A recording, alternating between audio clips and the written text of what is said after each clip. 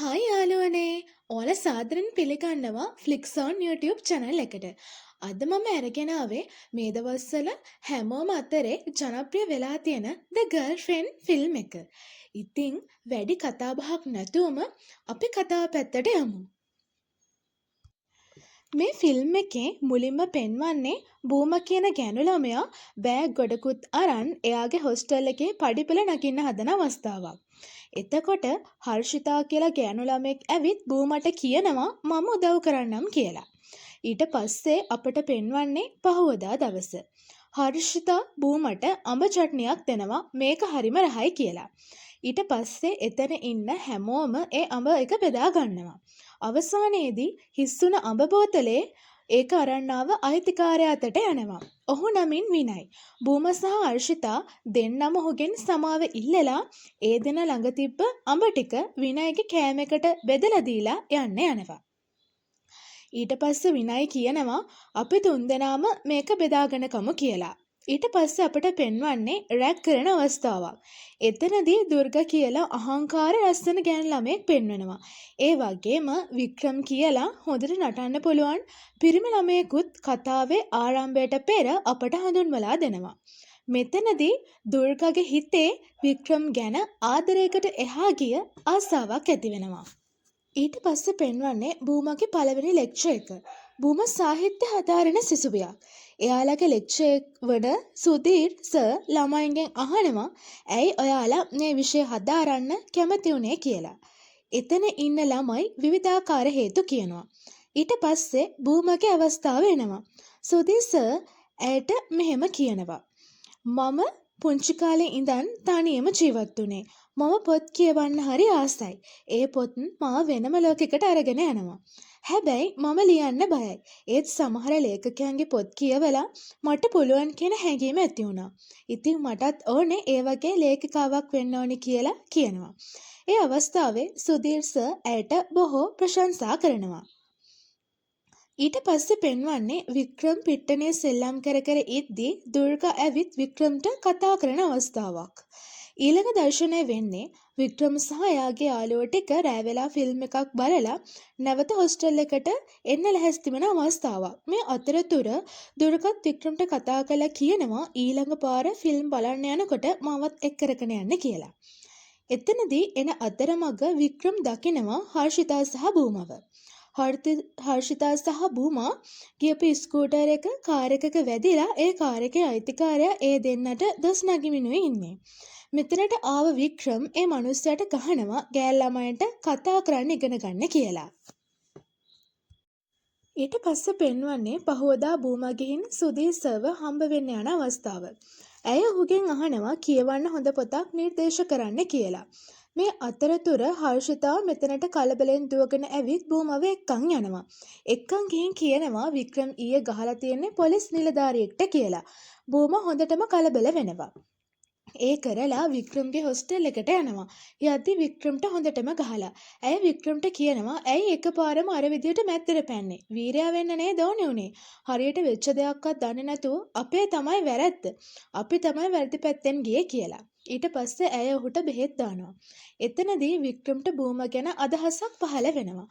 වික්‍රම් කොහොම හරි බූමව යාළු කරගන්න ගොඩක් උත්සාහ කරනවා. එක දවසක් බුම වැඩ කර කර ඉන්නකොට එයාට කෝල් එකක් එනවා වික්‍රම්ගෙන්. වික්‍රම් කියනවා ඔයා හායි නාන බලන්න ආසයි කීවනේ. මම ඒක ඩවුන්ලෝඩ් කරගත්තා එන්න බලන්න කියලා. ඇය එකපාරටම කැමති වෙන්නේ නැහැ. වික්‍රම් කියනවා ආවෙ නැත්නම් ඩිලීට් කරනවා කියලා. ඊට පස්සේ බූමා යනවා. ගිහින් ෆිල්ම් එක බලලා එන්න හදනකොටම වික්‍රම් කියනවා යන්න එපා තව ටිකක් ඉඳලා යන්න කියලා. ඊට පස්සේ වික්‍රම් ඇව සිප ගන්නවා.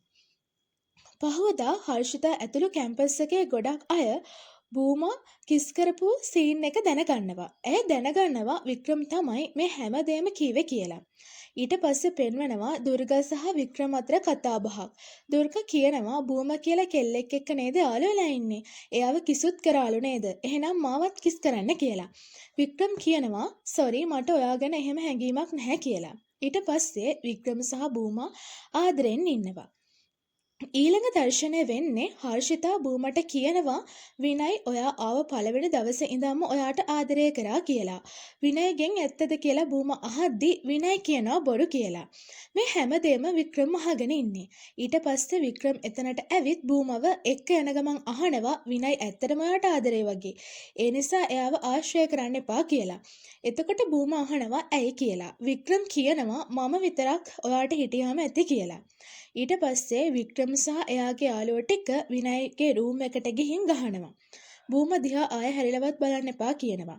ඒත් එක්කම බූම එතනට එනවා. ඇවිත් රණ්ඩුව බේරලා විනයගෙන් සමාව ඉල්ලනවා. විනය කියනවා බූමට ආය කවදාවත් ඔයයි මයි අතර කිසිම යාළුකමක්වත් නැහැ කියලා. බූමට සෑහෙන්න වෙලේ අවුල් යනවා. ඊට පස්සේ පෙන්වන්නේ බූම සහ ඇගේ පියා අතර දුරකථන සංවාදයක්. තාත්තා කියනවා ඔයා මෙහෙන් ගියාට පස්සේ හරි වෙනස් කියලා. ඊට පස්සේ බූම කියනවා මෙහෙ වැඩි නිසා කියලා. ඊට පස්සේ මෙතනට වික්‍රම් ඇවිත් බූමගෙන් වෙච්ච දෙයට සමාව ඉල්ලනවා. ඊට පස්සේ අපිට පෙන්වන්නේ දුර්ගා සහ වික්‍රම් අතර කතාබහක්. එතනදී වික්‍රම්ව දුර්ගා බදා ගන්නවා. ඒ කළා කියනවා ඔයාගේ ගර්ල්ෆ්‍රෙන්ඩ් අපි මෙහෙම ඉන්නවා දැක්කොත් අවුලක් වෙයි කියලා. වික්‍රම් කියනවා නෑ එහෙම වෙන්නේ නැහැ. එයාට මාව හුඟක් විශ්වාසයි කියලා. ඊට පස්සේ අපිට පෙන්වන්නේ බූම රඟපාන්න යන අවස්ථාවක්. මෙතන දුර්ගත් ඉන්නවා. ඇය දන්නවා බූම කියන්නේ වික්‍රමගේ ගර්ල්ෆ්‍රෙන්ඩ් කියලා. කොහොම හරි රියර්සල් කරන එක අවස්ථාවකදීවත් බූමට හරියට දෙබස් කියා ගන්න බැරි වුණා. අවසානයේදී ඇය දුර්ගගෙන් උපකාර ඉල්ලුවා. දුර්ගට තේරෙනවා බූම හැසිරෙන විදිහෙන් කතා බහ කරන විදිහෙන් අහිංසක කෙල්ලෙක් කියලා. ඒ නිසා දුර්ගා ඇයට උදව් කරන්න කැමති වෙනවා. දුර්ගා සහ බූම ගොඩක් ලං වෙනවා. බූම හොඳටම රඟපානවා. ඊට පස්සේ වික්‍රම්ගෙන් අහනවා හොඳයි නේද කියලා. එතකොට වික්‍රම් කියනවා ඔව් හොඳයි තමයි. ඔයා හරි ආසයි නේද අවදාන දිනා ගන්න. දැක්කනේ අර කොල්ල බලන් හිටියේ හැටි කියා ඇයව අපහසුතාවට පත් කරනවා. පහෝදා දුර්ගා බලෙන්ම බූමව එළියට එක් කරගෙන යනවා. එතනදී දුර්ගා වික්‍රම් එක්ක වුණු හැම දෙයක්ම බූමට කියනවා. ඒ වගේම කියනවා වික්‍රම් නම් ඔයාට ගැලපෙන්නේ නැහැ කියලා. ඊට පස්සේ බූමා මොකුත් නොකිය එතනින් එනවා. ඊට පස්සේ පෙන්වන්නේ වික්‍රම් බූමට එයාගේ අම්මව හඳුන්වලා දෙන්න යන අවස්ථාව. මේ අතරතුරදී බූම තාත්තට කෝල් එකක් ගන්නවා. වික්‍රම් උත්සාහ කරනවා තාත්තට එතනදී කතා කරන්න. නමුත් බූම අවස්ථාවක් දෙන්නේ නැහැ. වික්‍රම්ගේ ගෙදර යනවා. වික්‍රම්ගේ අම්මගේ හැසිරීම හරිම අමුතුයි. හරියට කතා කරන්නවත් නැහැ. බිම බලාගෙනමයි ඉන්නේ. මේ ගැන බූම වික්‍රම්ගෙන් අහනවා. වික්‍රම් කියනවා ඔහොම තමයි තාත්තා අම්මට ඉන්න කියලා තියෙන්නේ කියලා. බූමට සෑහෙන්න අවුල් යනවා. කවදා හරි වික්‍රම් බැන්දොත් මටත් මේ වගේ හිරගෙදරක තමයි වෙන්න කියලා. බූම ගෙදර එනවා. එයා ගොඩක් කල්පනා කරනවා. ඇය දකිනවා පුංචි කාය තාත්තා හරියකට තමන්ට කෑමවත් දුන්නේ නැති හැටි. ඒ කරලා එයා හීනෙන් ගැස්සිලා හැරෙනවා. ඊට පස්සේ හර්ෂිතා වතුර එකක් ගෙනත් දෙනවා. එතනදී හීනෙන් ඇහැරුණු නිසා මෙතනට වික්‍රමුත් එනවා. ඒ කළා කියනවා හර්ෂ ඔයා යන්න මම බලා ගන්නම් කියලා. ඊට පස්සේ බූම විකීට කියනවා අපි එළියට ගිහින් ටිකක් කතා කරමු කියලා. ඒ කරලා දෙන්නත් එක්ක යනවා. එතනදී බූම කියනවා මට පොඩි බ්‍රේක් එකක් ගන්න ඕනි කියලා. විකී අහනවා ඒ කියලා. බූම කියනවා නෑ මට එක්සෑම් එකට හොඳට පාඩම් කරන්න ඕනි. හරියට අවධානය දෙන්න බෑ කියලා. වික්‍රම් කියනවා මං ඉන්නවනේ හැමදේම හොඳින් කරගමු කියලා. හැබැයි මේ වෙලේ ඉඳන් වික්‍රම් එක්ක ඉන්න හැම වෙලේකම බූමා ලොකු දුකකිනුයි ලොකු කල්පනාවකිනුයි ඉන්නේ. එක දවසක තාත්තා එනවා බූමව සර්ප්‍රයිස් කරන්න කියලා හිතාගෙන හොස්ටල් එකට. එතකොට දොර අරින්නේ වික්‍රම්. තාත්තා එතනදී දකිනවා බූම ඇතුලේ ඉන්නවා. එයා කෙලින්ම ගිහින් ගහනවා වික්‍රම්ට. දෙන්න අතර ලොකු රණ්ඩුවක් ඇති වෙනවා. වික්‍රම් තාත්තටත් ගහන්න හදනවා. තාත්තා බූමවත් ඇදගෙන HOD ළඟට යනවා. ගිහින් කියනවා බූමගේ අස්සිම් සහතිකේ ඕනේ කියලා.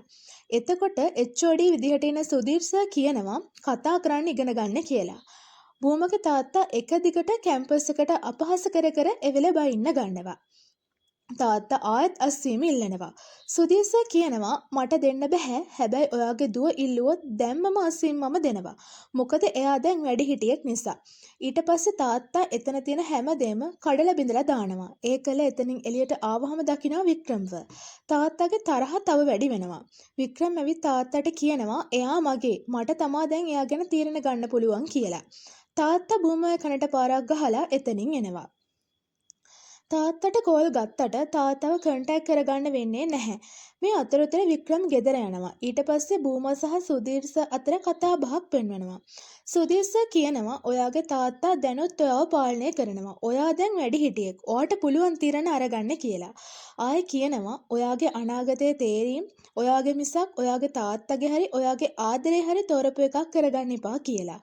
මේ ගැන බූමා ගොඩක් කල්පනා කරනවා. ඊට පස්සේ පෙන්වන්නේ බූමගේ වික්‍රම්ගේ කතාබහක්. වික්‍රම් කියනවා අනිද්දා අපි බඳිමු කියලා. බූමා පුදුම වෙනවා. බූමා කියනවා බෑ කියලා. ඒත් එක්කම කියනවා මට මේ කෝස් එක අතහරින්න බෑ කියලා. ඔයාට රිපීට් සබ්ජෙක්ට් 9ක්ම තියෙයි. කොහොමද මාව බලාගන්නේ කියලා වික්‍රම්ගෙන් අහනවා. ඒත් එක්කම කියනවා මේ සම්බන්ධේ මට නවත්තන්න ඕනි කියලා. වික්‍රම්ට ගොඩක් අවුල් වෙනවා. ඊට පස්සේ එයා එතනින් යනවා. ගිහින් බූමට දොර අරින්න කියලා ආයෙත් කෑ ගහනවා. එතන හැමෝම වට වෙනවා. ලෙක්චර් කෙනෙක් එතනට ඇවිත් ආපහු ළමයින්ට එයාලගේ පන්තිවලට යන්න කියනවා. ඊට පස්සේ පෙන්වන්නේ වික්‍රම් බූමට ආදරය කරපු විදිහ ගැන වික්‍රම්ගේ යාළුවොත් එක්ක කියන අවස්ථාවක්. යාළුවෝ කියනවා ඔයාගේ තත්ත්වය හැටියට ඔය කෙල්ල කවුද කිය ඇට අපහාස කරනවා. පහවදා උදේ බූමා ලෙක්චර්ස් යන්න හදනකොට වික්‍රම්ගේ කට්ටිය ඇයව අවහිර කරනවා. වික්‍රම් කියනවා ඔයා ජොබ් එකක් කරොත් මම එතෙන්ටත් ඇවිත් අපි හිටපු හැටි කියනවා. ඔයා පිටරට කොල්ලෙක් බැන්දත් එයාටත් මම කියනවා අපි හිටපු විදිහ. කොටින්ම කිව්වොත් මගේ හිතේ ආදරේ තියනකල් මම ඔයාව අතහරින්නේ නෑ කියලා. සමහරක් විට ජීවිතේ ඉවර වෙනකන් වෙන්නත් පුළුවන් කියලා. මේ අතරතුර බූමා හර්ෂට කතා කරනවා. හර්ෂ කියනවා පොඩි හදිස්සියකට මම ගෙදර ආවා කියලා. ඊට පස්සේ බූමා සුධීර්ට කියනවා මාව පුළුවන් නම් හොස්ටල් එක ගාවින් දාගෙන යන්න කියලා. ඊට පස්සේ වික්‍රම්ගේ යාළුවෝ පෙන්වනවා. එතන ඉන්න කෙනෙක් කියනවා බූමා අහිංසකයි. එයාට ඔයා ආදරේ නම් ඔහොම කරන්න එපා. එයාට දුක් දෙනකොට ඔයාට ඉන්න පුළුවන්ද කියලා. එතකොට වික්‍රම්ට හොඳටම තරහ යනවා. වික්‍රම් ඒ කොල්ලට ගහන්න යනවා. බූමා හොස්ටල් එකට යනවා. එතකොට එයා දකිනවා එයාගේ හොස්ටල් එක ළඟ කට්ටියක් වට වෙලා ඉන්නවා. ගිහින් බලද්දි එයා දකිනවා දොරේ එයාට අපහාස වන විදිහට චිත්‍රයක් ඇඳලා තියෙනවා. ඒත් එයා දොර වහගෙන ඇතුළට යනවා. ඊට පස්සේ එයාලගේ ෆෙයාවෙල්ස් ෆන්ක්ෂන් එක පෙන්වනවා. බූමා හොඳටම අඬනවා. එකපාරම බූමා දකිනවා එයාගේ දොර අස්සෙන් වතුර දානවා. බූමා ගිහින් බලද්දි දුර්ගා කියනවා මම මේක මකන්න හැදුවේ කියලා. ඒකලා දෙන්නත් එක්ක එකට එකතු වෙලා ඒක මකනවා. මේ අතරතුර වික්‍රම්ට කෙනෙක් පෙන්වනවා වීඩියෝ එකක්. ඒක තමයි බූමා දොර දැකලා දක්වන රියැක්ෂන් එක. වික්‍රම් කියනවා තව මදි. එයා ෆයිනල් එක්සෑම් එකත් ලියන්නේ නැතුව මෙහෙන් පැනලා යන්න වෙන විදිහට වැඩ කරන්න ඕනේ කියලා. ඊට පස්සේ බූමා තාත්තට ගන්නවා. තාත්තා ආන්ස කරනවා. බූමා කියනවා මට වෙන මොකුත් ඕනේ මට ගෙදර එන්න ඕනි කියලා. තාත්තා කියනවා උඹ ඉපදුනේ අපරාධේ අම්මා බේරෙන්න තිබ්බේ කියලා. බූමට කේන්ති යනවා. එයා ෆෝන් එකත් විසික් කළා දාලා ෆෙයාවෙල් ෆන්ක්ෂන් එකට යනවා. එතනට ගිහින් එයා මයික් එකෙන් කියනවා වික්‍රම් මායි යාළු වෙලා හිටියා. ඒත් දැන් අපි බ්‍රේක් අප් වෙලා ඉන්නේ. ආය කියනවා මට කවදා හරි දවසක හොඳ පරිණත ගතිගුණ තියෙන වැදගත් විදිහට හැසිරෙන කොල්ලෙක් හම්බ වෙයි. එතකොට මං ඔයාට පෙන්වන්නම් මම සතුටින් කොහොමද ජීවත් වෙන්නේ කියලා. මෙන්න මේ විදිහට තමයි ෆිල්ම් එක ඉවර වෙන්නේ. ආදරේ අපිට විවිධාකාර විදිහට සමාජයේ දකින්න පුළුවන්. අපි ආදරය කරන අය 100% එක සමාන ගති පැවතුම් දරන්නේ නැහැ.